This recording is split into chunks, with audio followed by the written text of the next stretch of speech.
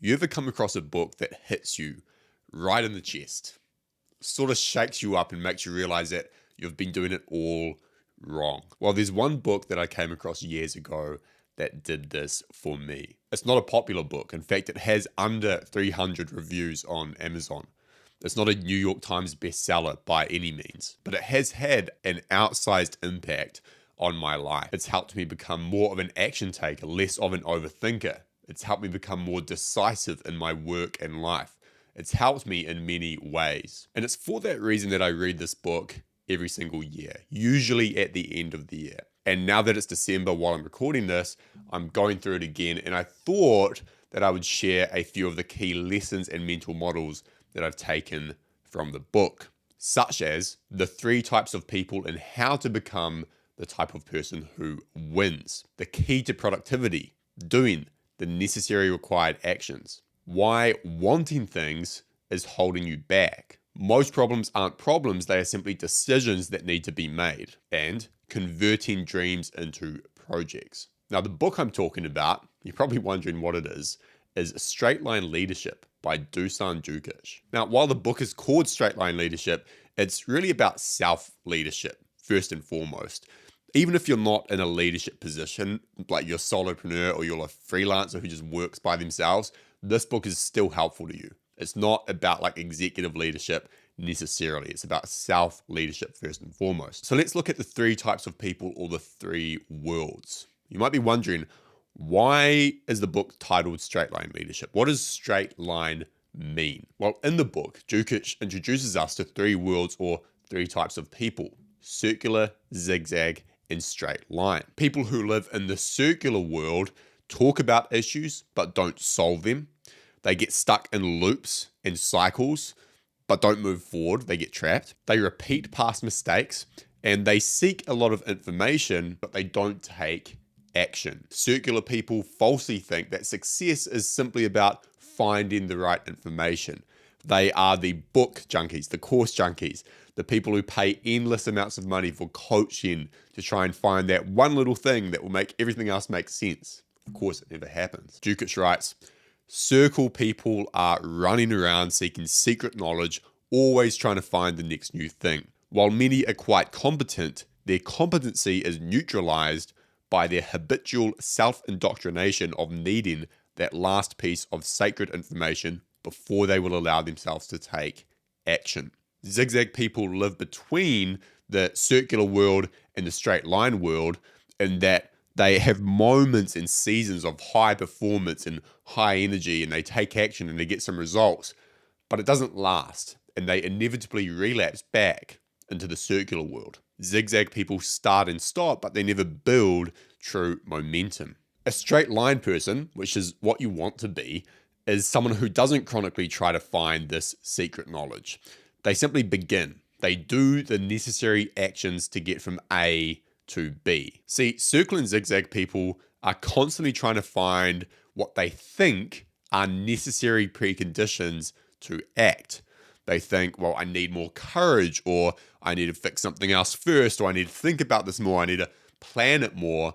But straight line people just simply take the action. They take the necessary action. They ignore the preconditions, which are usually just stories that have been made up. They know that decisive action is what matters, not simply thinking about it. As Jukic writes in the book, straight line individuals simply decide what they want to accomplish, jot down what the necessary required actions are, and then do the necessary required actions. So how do you become a straight line individual? Well, the next 4 lessons and takeaways from the book will help. First, the obvious key to productivity, which is worth being reminded about, is that you need to do the necessary required actions. This is worth exploring in some detail because most people confuse motion with action.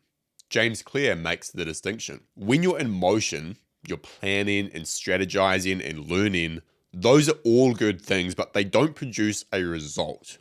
Action, on the other hand, is the type of behavior that will deliver an outcome. In other words, creating a business plan is motion. It's something, but it doesn't produce an outcome. Only building the business and making sales and getting customers and making money is the outcome, right? Produces the outcome. Creating a workout plan or like a nutrition plan is something, it's maybe a useful task, but it doesn't lead to the outcome. Motion is planning, action is doing the tasks that produce the outcome. Dukic states in the book that most people are zigzag or circle people because they never define the necessary required actions to achieve what they want. They just engage in activity that feels comfortable at the time. They want to feel productive instead of doing what's required. He says, you are rewarded in life for taking effective action, not thinking, trying, or even the appearance of giving it your best shot. One suggestion he makes in the book is to ask yourself this question multiple times per day. Am I being productive or just going through the motions? Am I just inventing things to do to avoid my necessary required actions? Now, let's talk about wanting versus creating and why you need to care about the deed, the work, the action above all else. Circle individuals remain in a constant state of wanting, and zigzag individuals kind of fluctuate between a state of wanting and creating. The problem with wanting, at least chronic wanting, is that it upsets you and it makes you feel weak and hopeless. When you're in a constant state of wanting or desiring something, but you're not taking action, then you're not getting closer to what you want, but you are still thinking about it. And when you constantly think about what you want and don't have, then you feel far less happy and fulfilled than if you were to just not think about it and just take action towards a desired outcome. And he uses this example in the book to prove it to yourself if you're skeptical. He says, just sit there for 20 minutes and think about something that you want. Maybe you want your child to behave. Maybe you want a certain car or house that you can't afford. You just sit there for 20 minutes and want and like think about it. Probably not going to feel that great. You're going to feel like you can't control the situation. You're going to feel maybe envious of other people who have the house or the car or the well-behaved child. Like wanting doesn't get you anywhere. It just makes you feel worse. The thing that straight line people know, the distinction that they understand, is that it is the action, the deed, not the doer, that produces the results that one is after. Dukic uses the example of a grossly overweight person.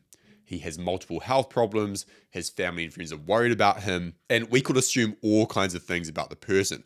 We could say they're lazy, he's self-destructive, but at the end of the day, there's only one explanation for why this person is not losing weight. The deed is not being done.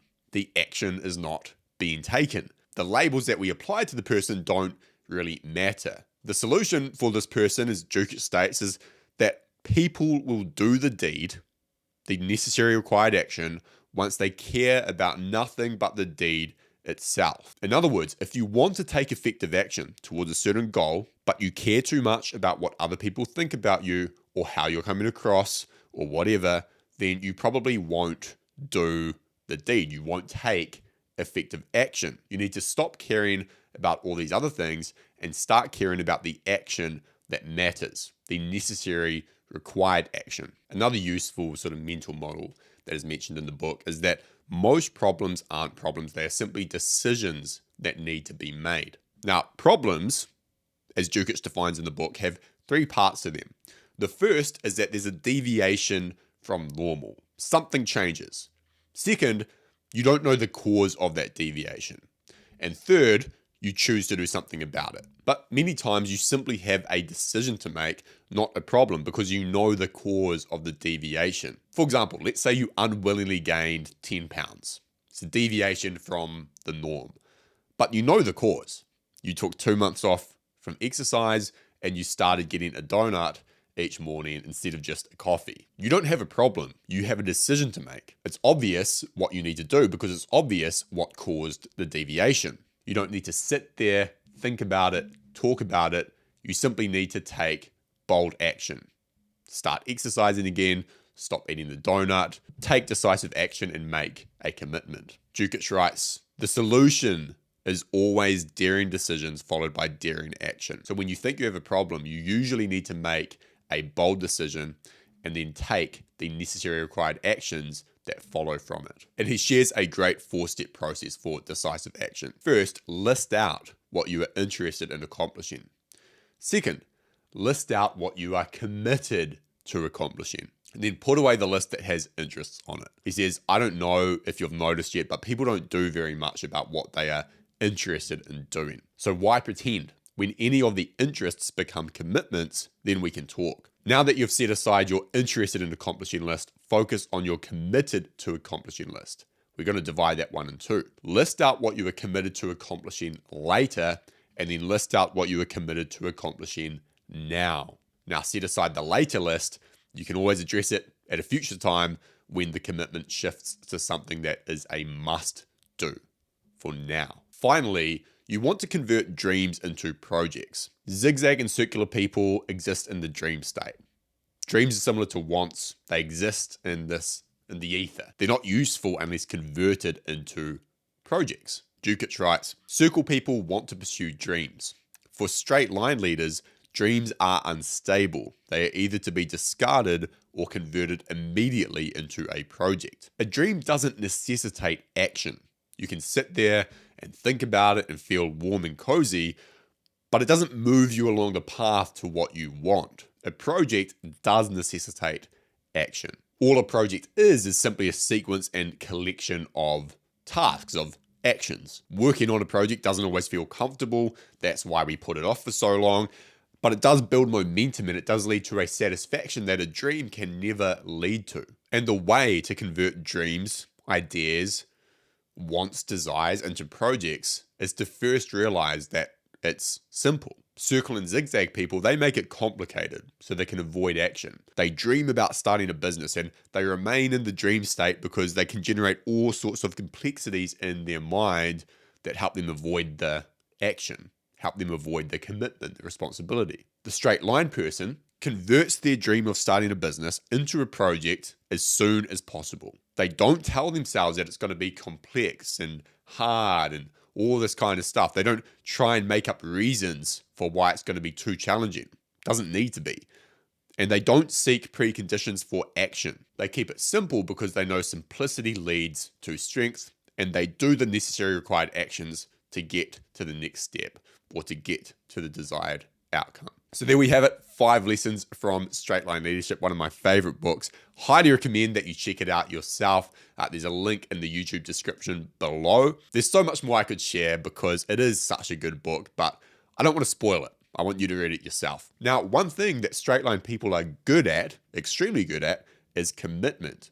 Commitment to one goal, to one path, without excuses. Now, if you want to get better at commitment, especially in situations where you have multiple choices, multiple paths, and you can't figure out what to do, then check out this video above. I talk about commitment. I talk about why optionality and choice are overrated, what to do about them, how to find a more authentic desire, and then how to build your commitment muscle so that you can take on bigger and bigger commitments. Otherwise, thanks for watching, and I'll see you next time.